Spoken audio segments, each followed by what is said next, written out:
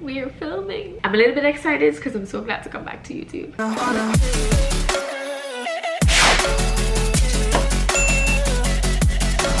Welcome squad, welcome back to another video, and if you're new here, my name is V. Welcome to the channel. You can go ahead and click the subscribe button down below and also click the post notification bell to know when I do post another video. And if you do enjoy this content, make sure to bust a like. So I did share that I was pregnant because I did a pregnancy transformation here on my channel. You can go ahead and cut the card section if you want to go watch that before you watch this and then come back. It's been about 8 months since that video, and now I'm coming back to share you guys my labor and delivery story. So I just want to put a disclaimer, some of the things might be a little bit graphic for some, and I did film a few clips of my labor experience, so this video might be a little bit choppy, but I'm here to just fill in the gaps that wasn't recorded. So that's all. Oh god, squad. So I think it's about time. I'm having some cramping and stuff right now. A lot of back pain as well, and I'm losing my mucus plug a ton. I did lose my mucus plug earlier in the week. By the way, today's Wednesday. Ow.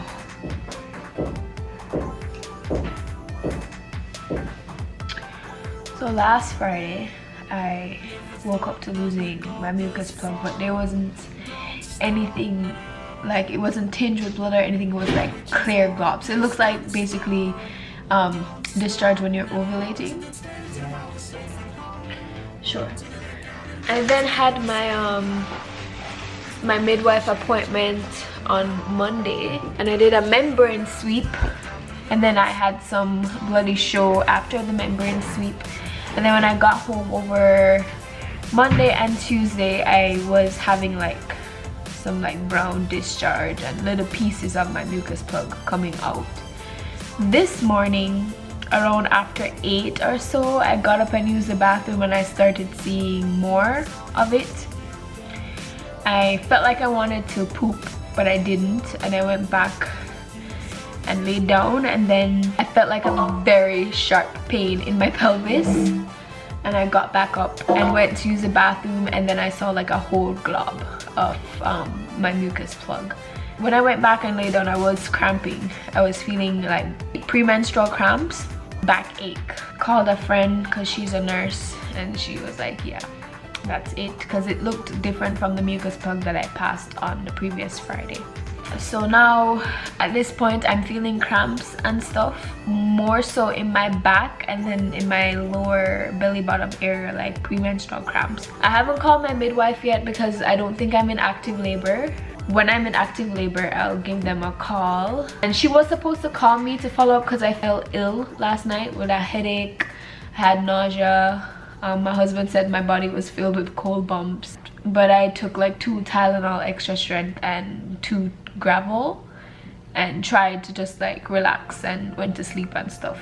I woke up a couple times in the middle of the night to like cramps, but nothing too major, nothing I can't handle.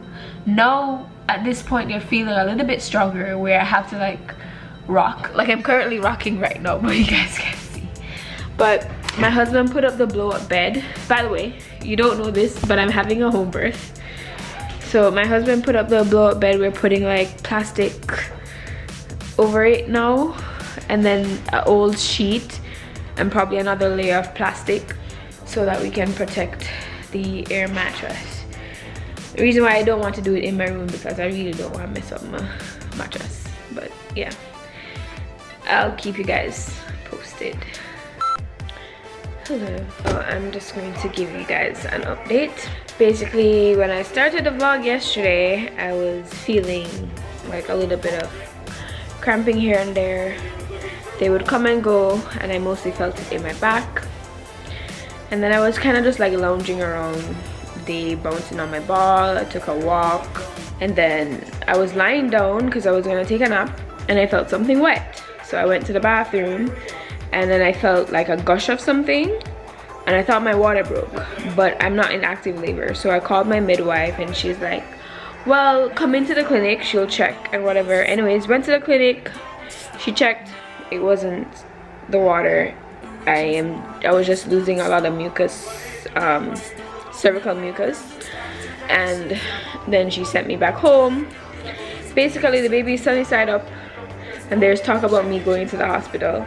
I don't think I mentioned, but I want a home birth. I think I did, because I told you guys that the air mattress was set up in the living room and everything. But anyways, I want a home birth, and with the talk of the baby being sunny side up, there's talk about me getting oxytocin at the hospital to get stronger contractions to help push the baby out. I'm not a fan of the hospital at all, but if push comes to shove, that it is what it is. But I hope it works out. It's currently Thursday. Last night around 2ish, I kept getting up like every 10 minutes to use the bathroom, and I was still losing a lot of cervical mucus with like blood streaks in it. I was feeling like really strong contractions, what I believed were contractions, and I started timing them, and I timed them from like 2:40 to 3:40, but they were more like 7 minutes, 8 minutes, and then it started getting longer, 10 minutes, then 14 minutes. So I stopped and I try to go to sleep, but I wake up with each of them and then go back to sleep. So I never really had like a full night's rest, but I did sleep in intervals, like cat nap. And I got up and I probably just like felt one strong contraction a couple times, and then now it's just like wavering. I can feel lingering contraction, but they're not like unbearable. At this point I'm feeling pressure in my rectum. So I feel like I want to poop, but I'm not pooping, so I don't know. I am about to try to get into some sort of position to help the baby turn into posterior, I think it's called, position, occipital posterior position, because he's in the posterior position, something like that. I know you guys see me, but this is kind of like my labor dress, kind of. I did shower, so don't feel like I never shower. I have an ultrasound tomorrow to check the position of the baby, and then I'm booked for an induction on Saturday. So let's just hope it goes how it's supposed to go, and the baby probably come like tonight or tomorrow in the morning or something. I don't know. I just really want a home birth, but I know sometimes you plan and it doesn't work out that way, and I don't want any like vaginal assisted birth at the hospital. I hope I can put my foot down and be firm about it. Definitely don't want a C-section either. So yeah, I just thought I would update you guys on that. So now that's done and over with, you guys see that I had like, I think they call it premortal, let me Google that.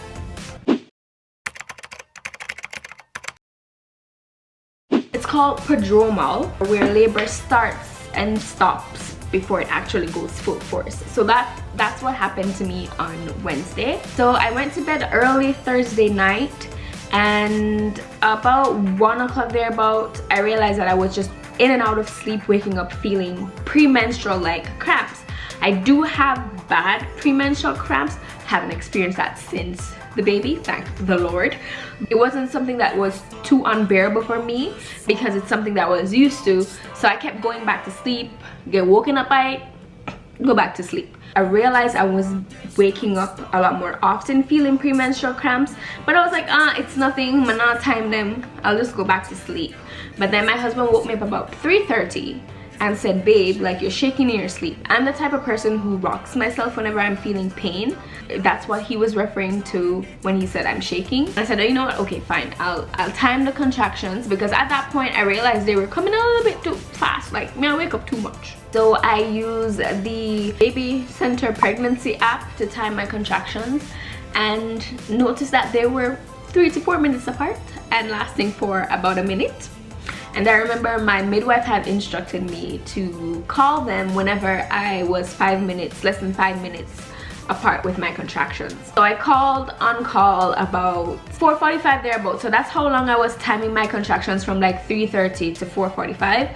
And I called on call about 4:50. My midwife called me back around 5. And we were talking on the phone. I was explaining to her what I was experiencing. And at that point, I started feeling back pain. So she instructed me to go in the shower and let some warm water bead on my back, just to help soothe me and relax my muscles, so that the pre-labor contractions weren't too, you know, hard to deal with. But at that point I was fine. They felt like premenstrual cramps, and I'm used to bad premenstrual cramps, so it wasn't something that was unbearable to me. I just breathed breathe. I just breathe through them. They were getting stronger at some points where I end up on all fours in the bathtub with the warm water beating on my back and my midwife on my phone, catch up on the side there. So talking to her, telling her every time when I was feeling contractions and when it was done and when I start and when it was done. So she was also timing them herself based on what I was telling her. And then I just feel like this strong pressure down there, like I wanted it to, like I wanted to fart. So I was kind of like holding it, but then I was like and then I just like a gush of water between my legs, like it was like the movies type of gushing. I think my water just broke. And she's like, oh, what color it is? I was like, I think it's like pea color, like a yellow pea color. And she's like, you're gonna have to catch a little bit of it and send a picture to me so that I can see, because it might be that your baby pooped inside of you. I'm like, this dude is already 1 week late. Oh, I didn't tell you guys that. I had 2 due dates, September 30th and October 2nd. Not far days apart. But homeboy, this was October 8th, dude. Homeboy was a whole week late and then have the audacity to poop inside of me. I never appreciate that, but. So I got out of the shower, I got a paper towel, and I kind of like tried to wipe, and then I sent a picture to her and she's like, oh, I can't really see that, so maybe try stooping down and then actually letting it drip on the paper towel.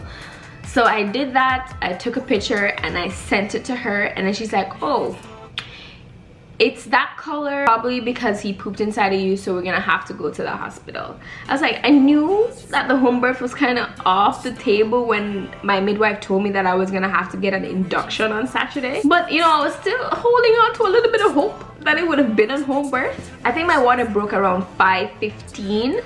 And then at that point, I started getting ready to go to the hospital. Luckily, the hospital isn't far away from us, so we started getting ready. We had everything packed, even though we were having a home birth. We had everything packed, so my husband was just like getting the last bits of stuff together, and then he helped me to get ready because I was stopping more often at this point to put my clothes on. Got to the hospital, I had to come out. My husband went to look for parking, and my midwife met me at the hospital like entrance area. So she got a wheelchair and she wheeled me into the room. She quickly changed me into my gown and everything. And then that was around 6:15 when I was actually in my room. And she checked my cervix to see how much, you know, how much I was dilated. Guys, at that point in time, I was 9 centimeters dilated. You know, you're supposed to start pushing at 10 centimeters. For me, like the 9 centimeters labor journey wasn't that bad. Like I felt cramping and I felt pain, but it wasn't terrible. It wasn't terrible. But I have a cervical lip, which is when part of your cervix still hasn't fully removed from the baby's head. So I had, my midwife gave me one of those small, she gave me one of those ball to put between my leg and turn me on my side. So I kind of continued my contractions in that position to help remove or get rid of the cervical lip. I did make some noise here and there in the hospital, but then I have to wean it back in because as Alvina, you're being extra because it's not even that bad. Cute clip.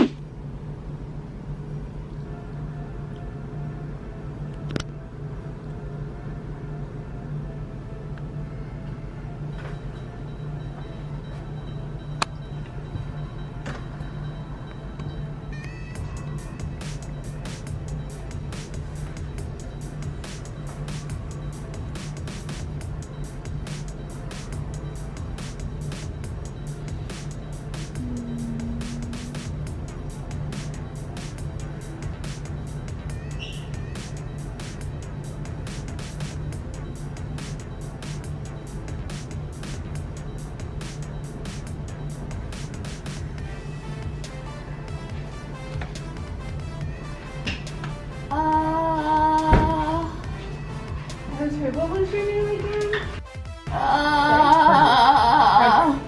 Is water for you? Nice. It's for her.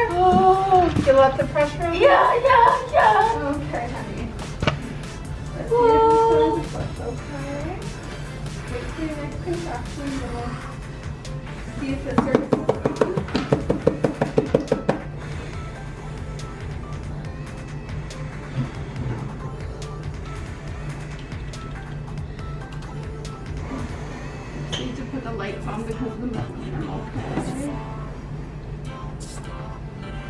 need to get that baby back on the monitor.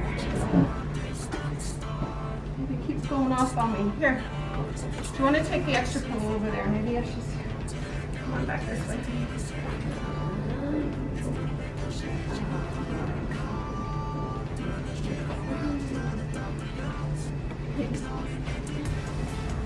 You feel like you're gonna be sick?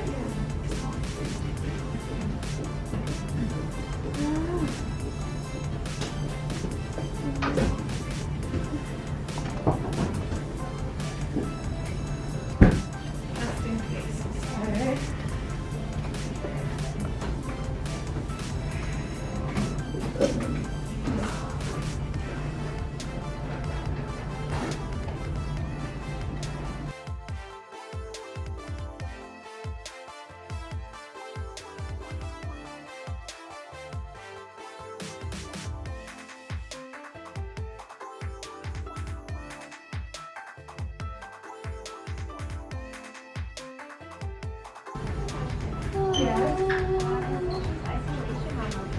No, I don't know how to fix it. I have no idea. She's not in isolation.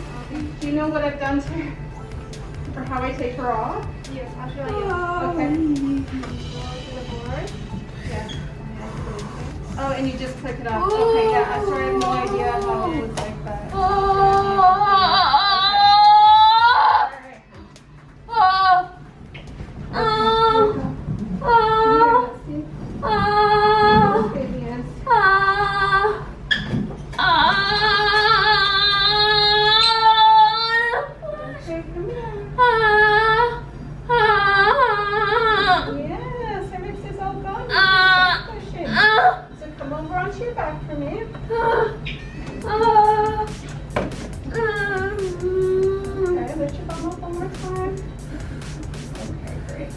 So, with your next contraction, you're going to take a deep breath.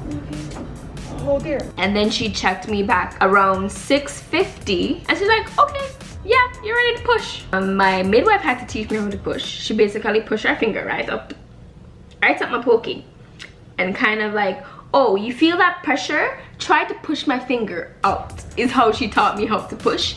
I did that and she's like, yeah, perfect. No, you're just gonna do that to every contractions to get the baby out. And I was pushing and pushing, I think around 6:30 thereabout, because there was a clock like right ahead of me. Right about 6:30 thereabout, I was exhausted. Like, it takes so much out of you to push. To me, I had to focus in pushing, so I had to close my eyes, but because of how tired I was, you can see like life draining from my face. My husband was like, Alina, just keep your eyes open. Look at me, babe, look at me. And I got a little bit irritated because I had to close my eyes to focus to push. So I was like, and he was like, okay, and he just held my hand and stood there quiet the whole time and didn't say anything, just rubbing my hand and everything. After that, he never said nothing to me. I kind of feel bad about it, but like, yo, at the time I was feeling things. The head was almost coming out at that point. So, I mean, I'm sorry, babe, but you know, that's how the thing goes. Around 7:45 is when he came out fully. No problem, just whoops. And then about 5 minutes later, I birthed the placenta. When the baby came out, they had to take him right away because they had to make sure that his airway was clear and that he didn't actually swallow any of the meconium, because obviously that would cause other issues. Meconium is the baby's first poop, so he was exposed to that. But honestly, the professionalism and how educated and experienced my midwife was to have allowed my baby to be birthed and not even be covered at all with the meconium is insane to me. And that's why my husband never got to cut the umbilical cord, sadly. But they rushed the baby over, cleared his airway, everything, make sure that everything was fine, and then they came and put him on my chest. And at that point, it just felt so surreal. I started tearing up a little bit, and then I was like, draw that up, I'm tough, I'm tough, I'm tough. But it was such a surreal moment that I actually brought myself to do this, as well as completely natural, no painkillers, no epidural, nothing. Worst part of labor? The stitches. They gave me like numbing. I think it's lidocaine, I'm not entirely sure. I got I think a 2nd degree tear in my perineum, but my labia, upper labia majora, that make that split right at the side. It just make a split, and they could not use numbing in that section, so I had to bear needle and thread going in and out of my skin. I could not. I was like, oh damn, I was tensing up. After my stitches and everything, and they cleaned up all of that, my midwife took me to the bathroom, told me I should try to pee, but I couldn't pee. I completely forgot how to pee. Like, all of my muscle memory of peeing gone, so I couldn't pee. But she's like, okay, just give yourself some time. It's like the trauma and everything that your body just went through might have affected some stuff, but like as long as you eventually pee, everything should be fine. Okay, I don't know how I look, but they moved me to my semi-private room now. At this point, I'm waiting to try to pee. I feel like my bladder is getting full, but I feel like I forgot how to pee. I got a couple stitches here and there, and my, what she said, my labia, yeah, my labia torn. It looks like a V instead of a U apparently. But it's not too bad, and compared to what people told me to prepare for in regarding to what labor pain felt like, I don't think it was as bad. I was expecting something way worse, so it wasn't that bad. But baby boy is over there. I'm gonna take him up a little bit to try to breastfeed again.